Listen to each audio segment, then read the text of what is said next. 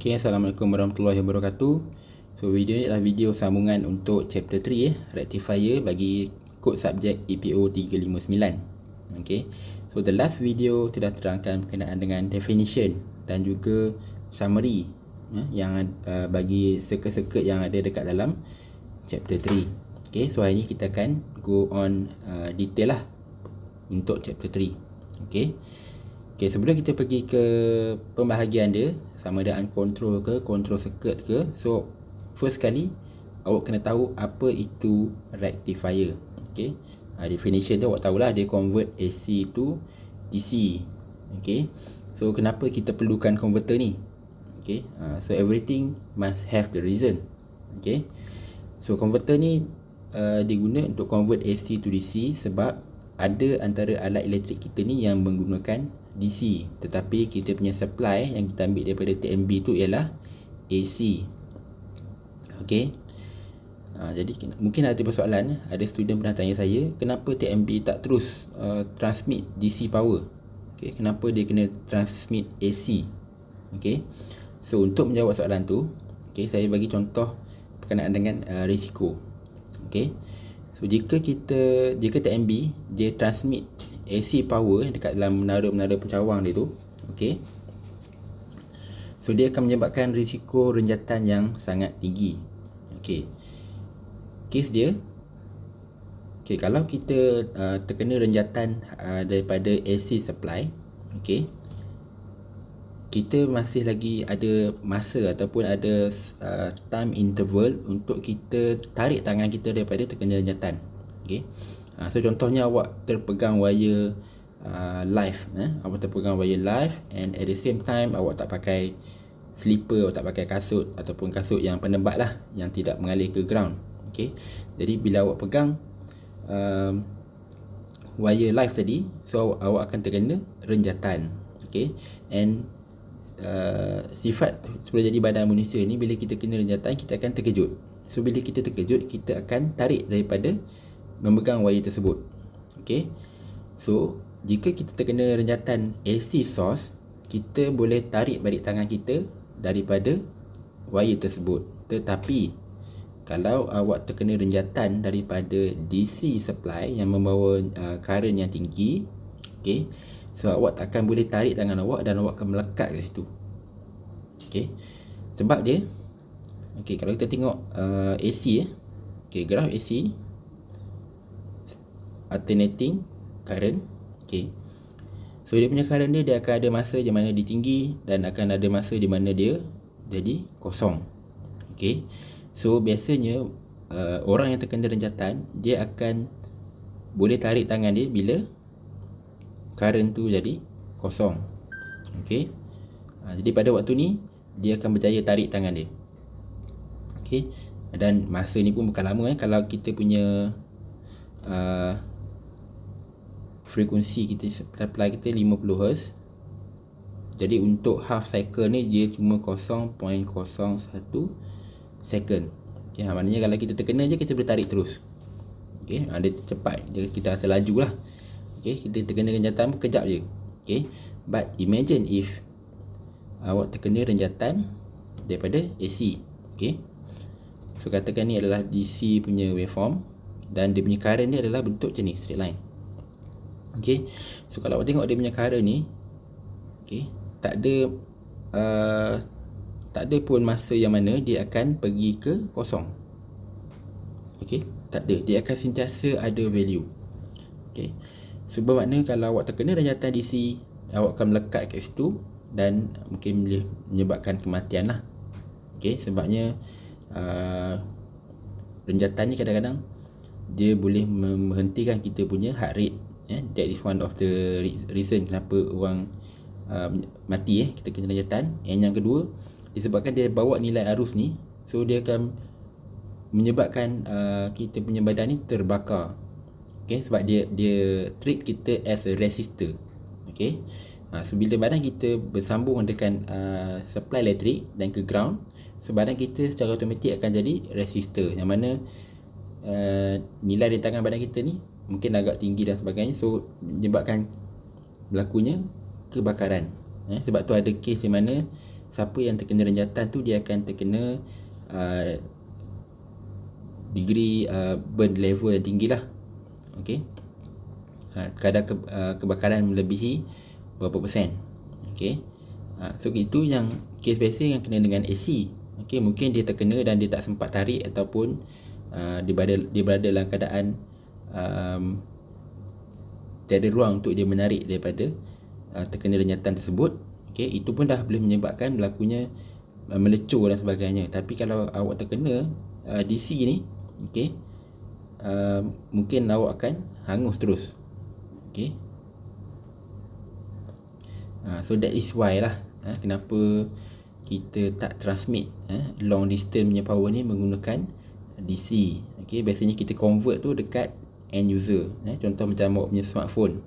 Okey, awak cucuk plug dekat wall plug dinding, and then dia punya adapter tu akan convert daripada AC to DC terus sambung kepada phone. Okey, dia tak ada pecah pula ada extension DC dan sebagainya. Okey, kalau ada pun contoh macam USB hub komputer lah, which is current dia very very low, voltage pun 5 volt sahaja. Okey, itu pun kalau awak baca berita ada kes di mana bayi ataupun kanak-kanak bermain dengan kabel charger yang tidak dipadamkan supply pun boleh menyebabkan berlakunya melecur dan sebagainya sebab ada short circuit. Itu pun ada kes pun yang sampai ada kematian. Okey. So please don't play around with electrical current lah. Walaupun nampak macam tak berapa bahaya, it's actually very dangerous. Okay. So aplikasi dia dekat dalam komponen elektronik ni, okay, contohnya ialah untuk electric car. Okay, certain electric car dia tak gunakan induction motor, ada juga yang gunakan DC motor. Okay, sebab orang kata karakteristik antara AC motor dan juga DC motor. DC motor ni torque dia lebih tinggi compare to AC motor. Okay, kalau kat dalam plant kilang simen katakan, dia ada buat kuari untuk extract batu-batu daripada bukit untuk dijadikan simen. So untuk pecahkan batu-batu tu, untuk crushkan dia punya batu tu, motor dia pakai kat crusher tu ialah DC motor. Okay, tu DC motor ni terkenal dengan torque yang tinggi. Walaupun motor tu kecil tapi torque dia tinggi. Okay, untuk AC motor pula dia terkenal dengan orang kata reliability dan juga dia tahan lama lah. Okay, and nak control speed dan juga torque dekat DC motor ni, dia akan control based on the current value. Okay, dia nak current dia tinggi ke, voltage dia tinggi ke, so that dia punya torque dan juga speed tu boleh berubah. Tapi kalau AC motor, okay, awak belajar berkenaan dengan speed N is equal to 120 F over P. Okay, 120 darab frekuensi bagi dengan number of pole. So kat sini macam mana nak control speed untuk AC motor adalah melalui dia punya frekuensi. Okay, that's why nanti kalau kita belajar the next chapter iaitu inverter, kat situ dia, aplikasi dia adalah untuk control speed motor. Okay, dengan mengubah dia punya frekuensi.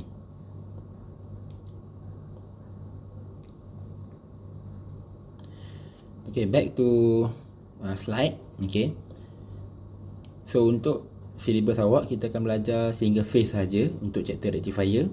Okay, so untuk single phase rectifier ni kita ada half wave dan juga full wave. Okay, kita ada uncontrolled dan juga control seperti yang saya tunjuk dalam ni pecahan dia. Okay, ni dia punya pembahagian dalam slide lah. Okay, so kita tengok single phase half wave rectifier with R load. Okay, single phase half wave. Okay, patutnya dia kena letak satu lagi iaitu uncontrolled. Okay, barulah awak dapat dia punya nama penuh dia. Okay, nama penuh circuit tersebut. Circuit tu adalah single phase, dia adalah jenis half wave dan juga jenis uncontrolled, and circuit tu ialah rectifier. Load dia ialah R load. Okay, so kalau tengok dalam nota ni, Okay, nama dia kena bermula dengan single phase, okay, half wave, uncontrolled rectifier with R load with RL load with RL plus freewheeling diode. Okay, tu nama penuh dia. Okay, so kena ingatlah macam mana kalau tengok soalan tu, baca nama circuit tu dan kena pasti jenis dia.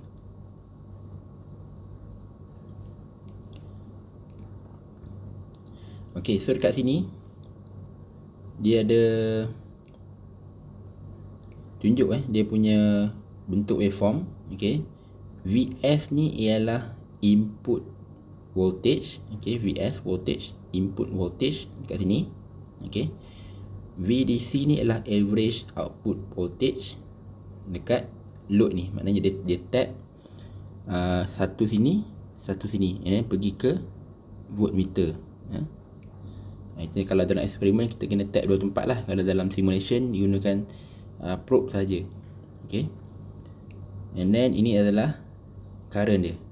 Okay, current kita baca secara series, voltage kita baca secara parallel. Okay, that's basic measuring method.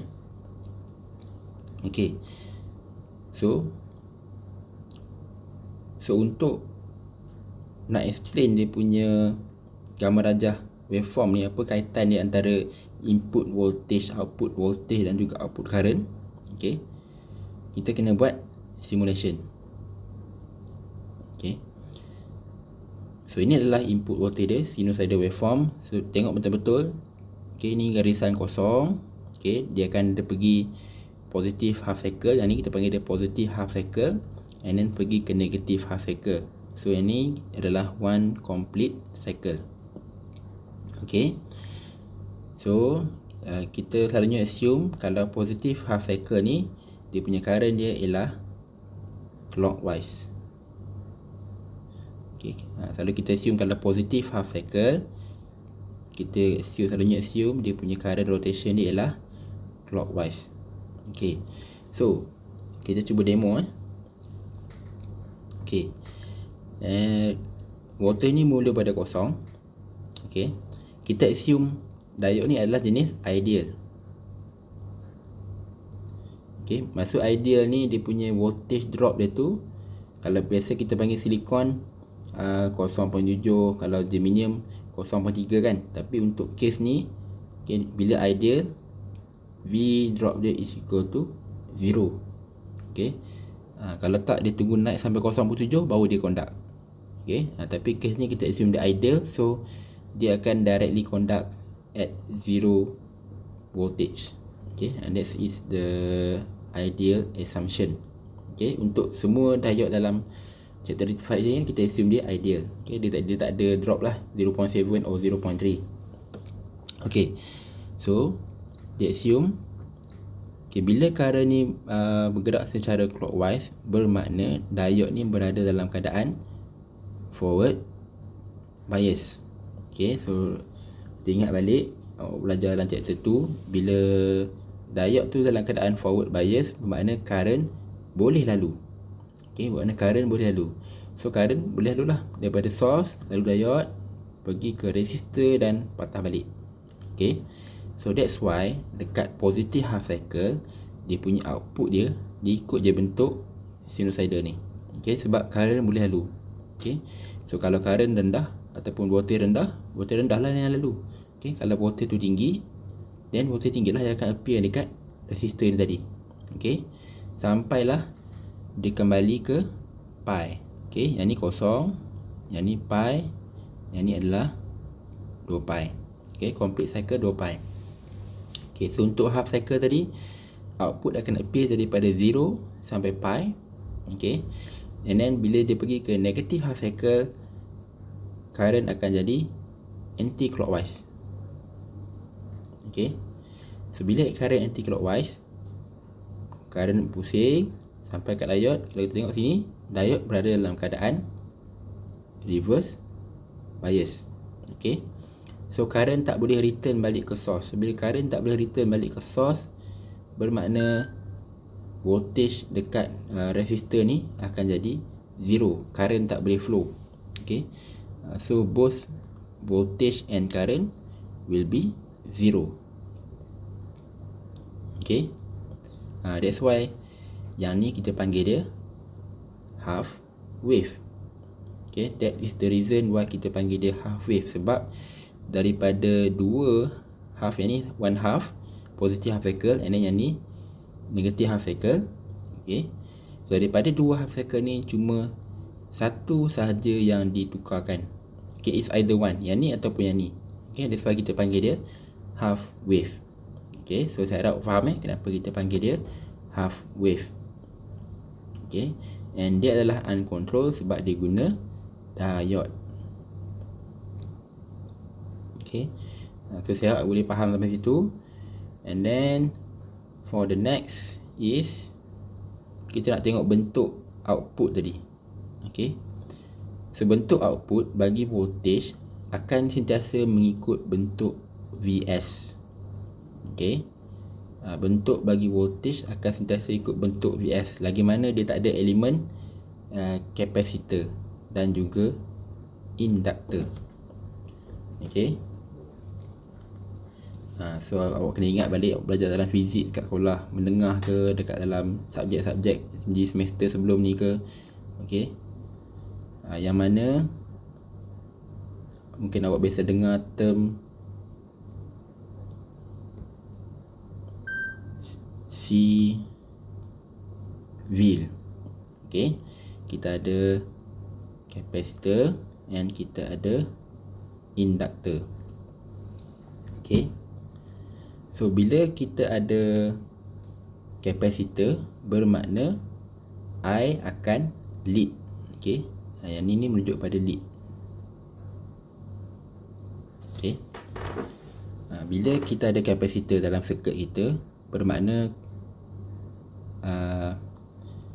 I akan lead dan voltage nya akan lag. Okay, so saya nak revise balik dekat mana kita tengok lead ataupun lag. Okay, dalam graf kita ni yang paling kalau kita tandakan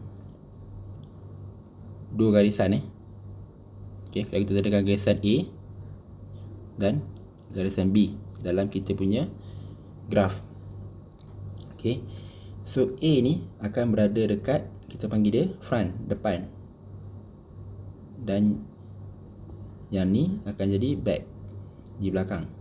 Okay, tengok dalam graf kita. Okay, kita dapat CY, kita dapat CX. Kita tandakan dua location, location A dan juga location B. Okay, so dalam graf ni kalau kita nak tahu yang mana depan, yang mana belakang, okay, dalam kes ni A ialah di depan dan B ialah di belakang. Okay, A ni dia lead, B ni dia lag. Okay,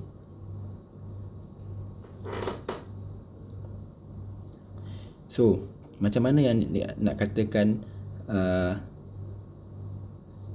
current, lead, voltage dan sebagainya. Okay, so dalam graf ni dia cuma ada satu line. Okay, so imagine if dalam graf ni dia ada dua line. Let's say graph voltage and also current. Okay, so yang merah asal ni adalah voltage. Katakan kita tambah lagi satu hijau. Okay,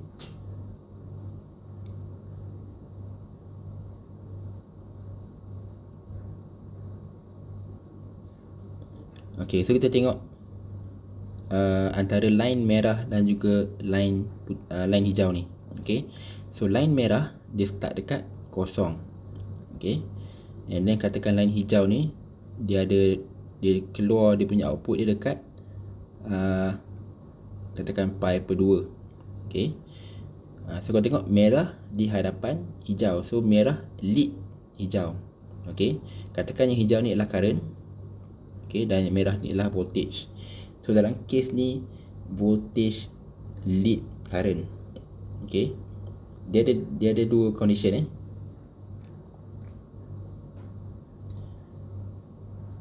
Okay, condition yang pertama kalau kita refer kepada voltage.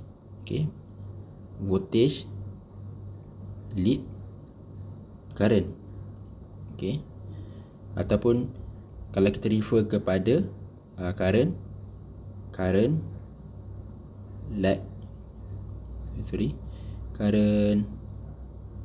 light voltage. Okay, current di belakang voltage. Okay. That's why dalam power factor awak bisa dengar term lagging dan juga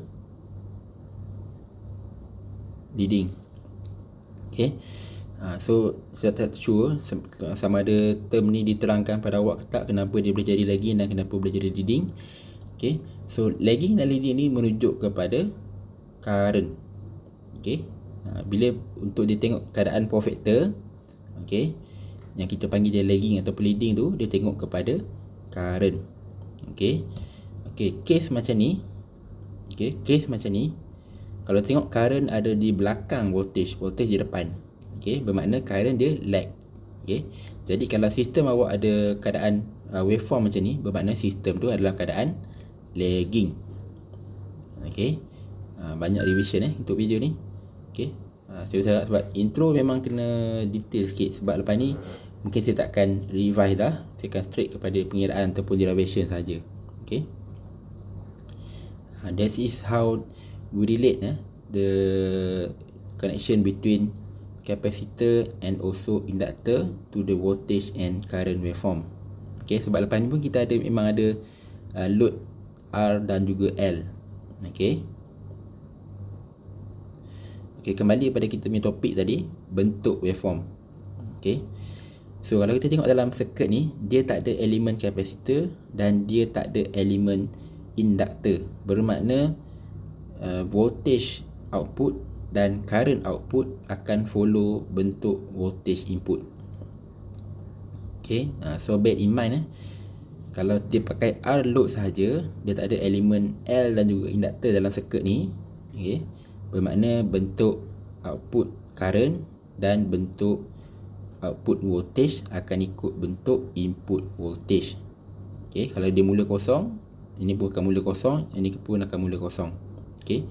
Dia turun dekat bahagian pi ni, dia turun kat kosong, yang ni pun akan turun kat kosong, yang ni pun akan turun kat kosong. Okay.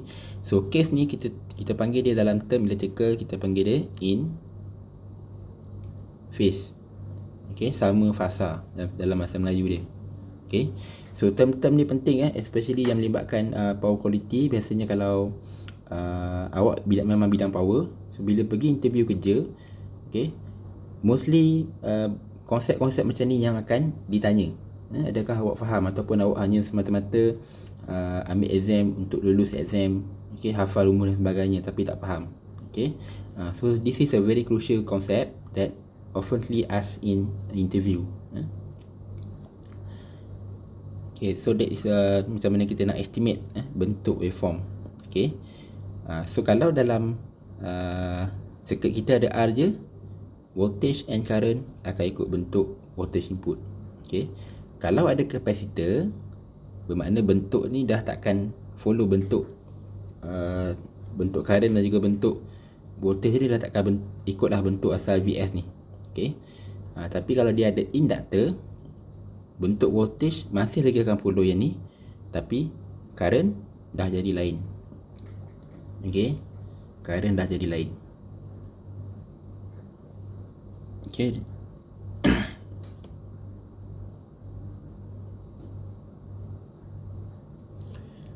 Okay, kalau kita tengok in term of dia punya explanation ataupun description. Okay. So that's why saya kata tadi, awak kena ingat circuit, bentuk waveform dan juga explanation untuk waveform tu bagi setiap jenis circuit. Okay. So mula-mula kali kena tahu lukis waveform, kena tahu lukis circuit, and then kena tahu lukis waveform dan kena tahu explain. Okay. So kita tengok dia punya explanation dia. During the positive half cycle of input voltage, so during mana? During yang ni, positive half cycle. Okay. Diode di conduct, maknanya diode tu dalam keadaan forward bias, jadi dia conduct current boleh lalu. Okay. And the input voltage appear across the load. Jadi bentuk waveform ni tadi yang half cycle ni akan appear dekat load ni. Okay. So during the negative half cycle, the secondary winding voltage, okay, saya kena terangkan. Okay, kenapa disebut sini secondary winding voltage? Sebab biasanya, okay, untuk circuit rectifier ni dia akan letak selepas daripada transformer. So ini adalah primary winding, okay, satu, and then kita ada secondary winding, dua, dan output daripada ni baru dia masuk ke rectifier. Okay, ni transformer. Okay, maknanya input voltage kemudian output voltage daripada transformer baru dia akan masuk kepada rectifier. Okay, konsep ni diguna pakai dekat awak punya charger telefon. Okay, so awak punya charger telefon, awak plug in dekat wall plug yang mana dia punya voltage dia adalah 240 volt. Okay, tapi output daripada awak punya charger tu cuma 5 volt. Okay, so mungkin daripada 240 dia step down, let's say pergi 12. Lepas tu dengan menggunakan certain chip ataupun IC, dia reducekan lagi kepada 5 volt. Okay, so that's why dia kata kat sini of the secondary winding. Maknanya daripada secondary winding ni akan jadi input kepada rectifier. Jadi awak jangan tertanya-tanya pula kenapa ada perkataan secondary winding kat sini. Okay, sebab kebiasaannya circuit rectifier ni dipasang selepas transformer. Okay, so during the negative half cycle of the secondary winding voltage, the diode is reverse bias. Okay, di diode tadi dalam keadaan reverse bias, and the ideal diode behave as an open switch. So bila dia dalam keadaan reverse bias, maknanya current tak boleh lalu. Dia sama macam keadaan open circuit, switch tak bersambung. Okay, dia sama dalam keadaan open circuit. Okay, dia tak ada sambungan kat sini, so kita maknanya current tak boleh flow lah. Okay, so as a result the output voltage is 0. So in other words, the diode allow the positive half of the secondary voltage to appear across the resistive load and blocks the negative half as shown before. Okay, dia cuma bagi positive half cycle je pass through, sebab waktu ni dia forward bias. Okay, and waktu negative cycle dia reverse bias. Okay, jadi disebabkan dia cuma ada resistor saja, dia tak ada inductor dan capacitor, so the voltage waveform and the current waveform will exactly look like Vs.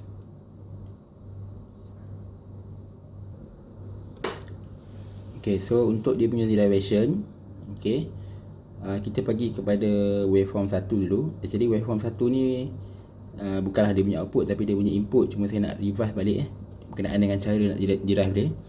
So bagi waveform 1, dia punya average output voltage dia ialah 1/2 pi. Okay, integration from 0 to 2 pi. Okay, kenapa kita ambil daripada kosong terus pergi ke 2 pi? Sebab daripada kosong sampailah ke 2 pi ni, dia punya line equation ni ialah V sin omega t.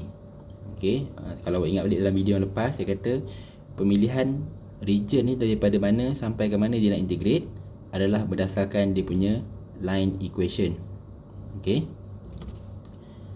so disebabkan line equation tu available daripada kosong sampai 2 pi.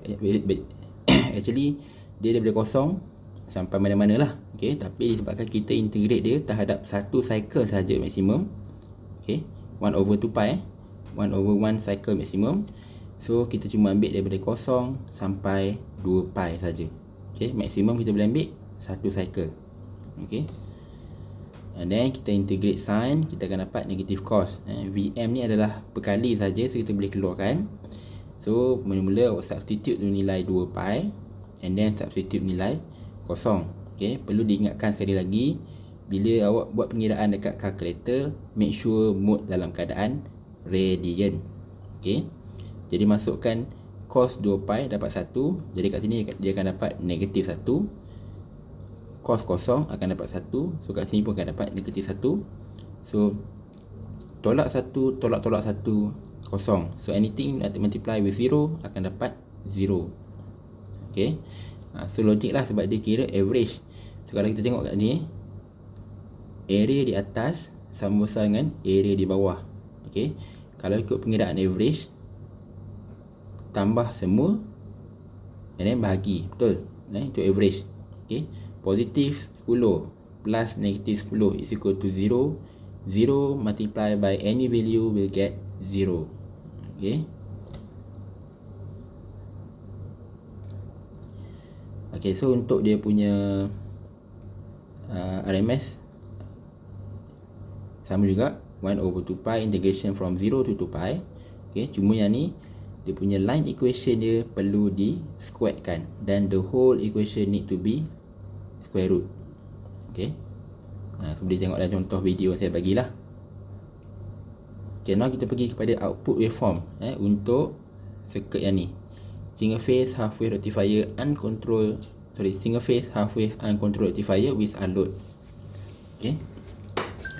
So dalam case yang ni, dia punya integration untuk average output voltage adalah 1 over 2 pi integration from 0 to pi. Kosong sampai pi saja. Okay. Sebab apa kosong sampai pi?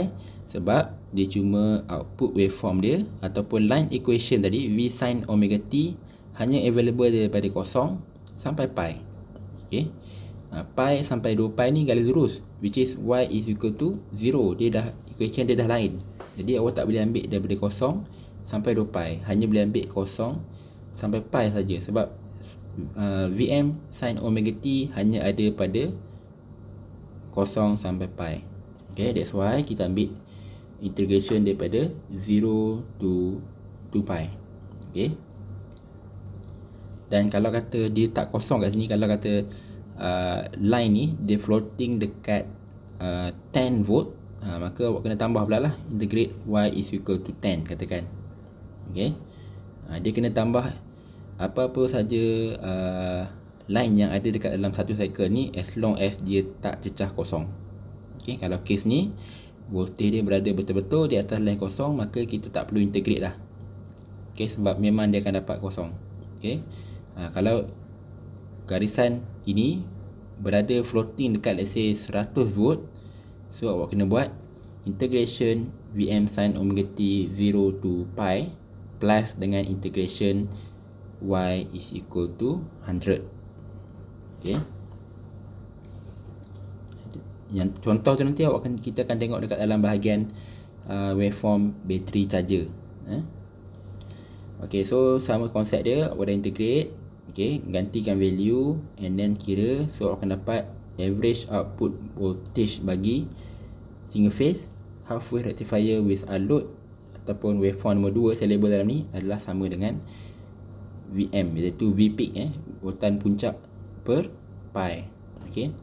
So dalam soalan, apa-apa saja value yang diberi voltage especially, okay, adalah nilai RMS. Okay. Kalau soalan tu soalan berkenaan dengan tajuk yang dia adalah AC, okay, dia let's say dia bagi 240 volt. So 240 volt tu ialah RMS value. Jadi untuk convertkan kepada peak value, awak kena ambil 240 darab dengan 1. Okay. Dan barulah bahagi dengan pi.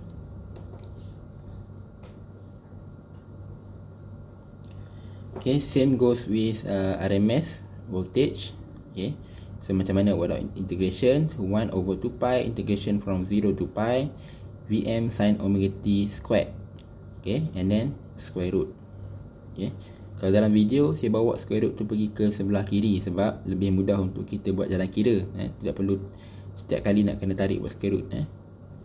At the last nanti baru kita masukkan balik square root ni.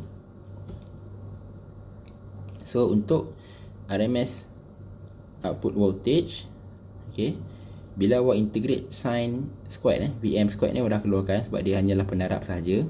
Sebab kita integrate terhadap omega t, jadi yang terlibat dia apa-apa saja term yang ada omega t. Okay, macam pendarab ni boleh keluarkan ke depan, dia tak ada effect. Okay, so kita tak boleh directly integrate sin squared. Okay, so kita kena convert dia kepada identity, which is sin squared is equal to 1 over 2 multiply by 1 minus cos 2 omega t. Okay. So ada pilihan sama ada 1/2 ni awak nak simpan kat dalam dulu, ataupun 1/2 ni awak nak tolak keluar siap-siap. Okay, macam kes ni saya tolak keluar siap-siap. Okay, sebab dia hanyalah pendarab saja. Okay, so bila awak integrate 1 minus cos omega t, awak akan dapat constant. Bila integrate akan dapat omega t lah. Okay, and then minus cos 2 omega t.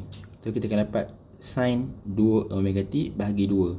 Okay, kalau sini cos 3 omega t, kita akan dapat sin 3 omega t bahagi dengan 3. Dia kena bahagi dengan pendarab kat depan omega t ni.